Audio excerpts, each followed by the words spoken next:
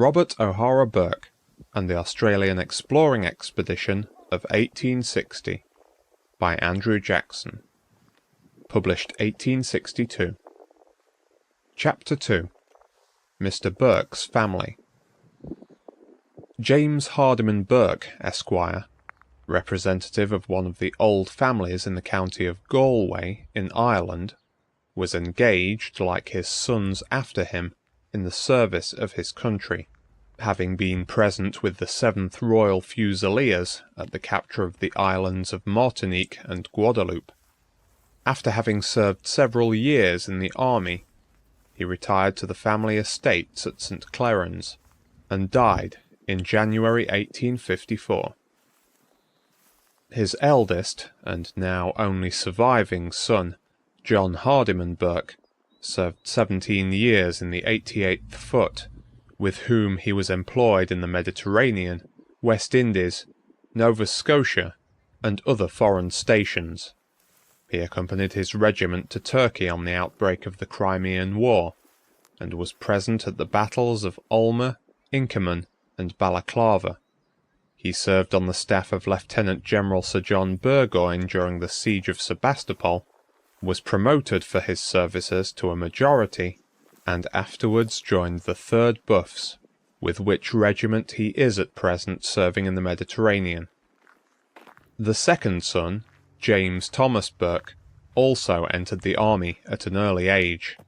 A clever mathematician and skilful engineer, a high-spirited and daring soldier, brave even to a fault, he lost his life at the Battle of Giurgiu on the Danube on the 7th of July, 1854.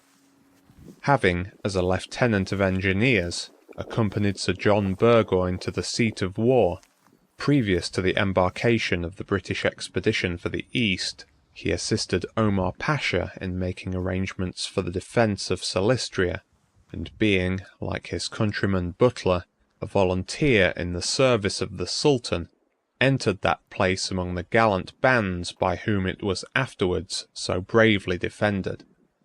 When the siege was raised, he joined Hussein Pasha at the fortress of Rustchuk, and strongly remonstrated with that general on his projected attack on the posts near Giurgiu, on the grounds that for certain obvious strategical reasons the Russians must speedily evacuate the town without causing any expenditure of life or labor.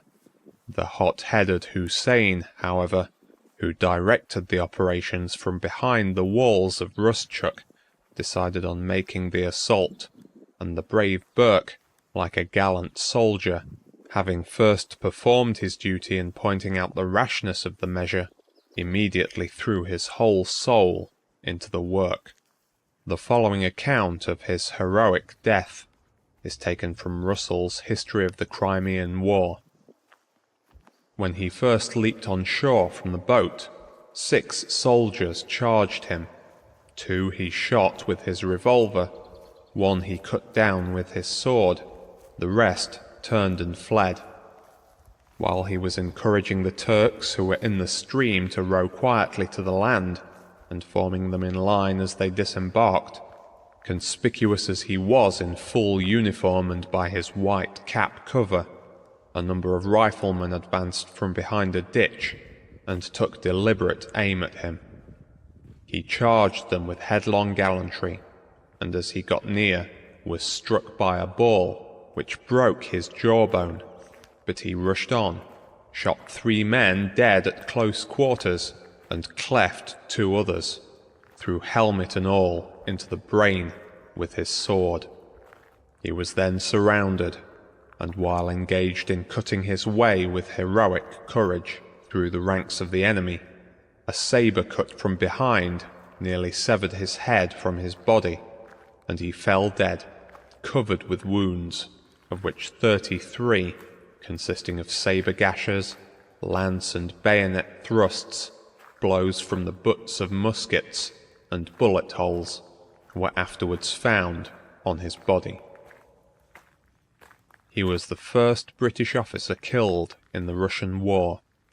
2 sappers, who were with him, stood by him to the last, but were afterwards swept away, with hundreds of others, before the walls of Sebastopol. One of these, Anderson, a most distinguished soldier, recovered the dead body of his officer on the morning after the battle, at the imminent peril of his own life, and was rewarded by Omar Pasha with the Order of the Majidi for his heroic conduct. The third son, Robert O'Hara Burke, was born in 1821 and commenced his career as a cadet of the Woolwich Academy, but left it to enter upon a higher course of studies in Belgium. He afterwards entered the Austrian service as cadet in the 7th Reuss Regiment of Hungarian Hussars, and at an early period obtained his lieutenancy.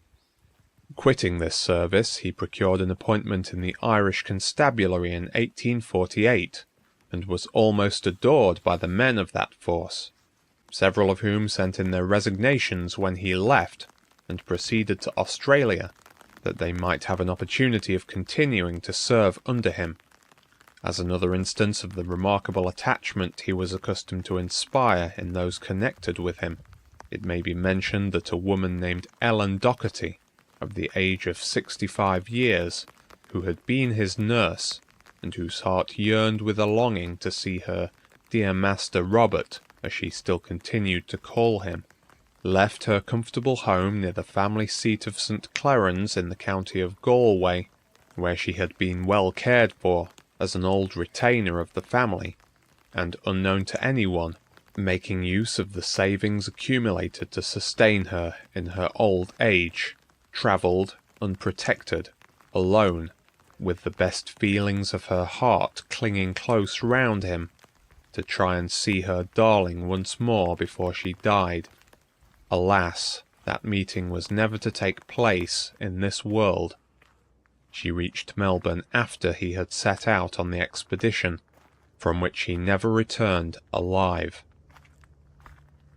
It is pleasant to know that her case excited the greatest sympathy in Australia, and that provision was afterwards made for her comfortable support by the government of the colony. Mr. Burke emigrated in 1853, and was soon appointed acting inspector of police in Melbourne, whence he was transferred to a command at Karlsruhe, being soon after advanced to the Beechworth district to relieve Mr. Price, the police magistrate, with promotion to the post of district inspector. On the news of the Crimean War he hastened home on leave of absence, in the hope of getting a commission, but finding himself too late to share in the glories of the campaign, he returned to resume his Australian duties, in the discharge of which he rendered himself most popular. In 1858 he was removed to Castlemaine, and was comfortably stationed there, when he applied for and obtained the appointment of leader of the Victorian exploring expedition.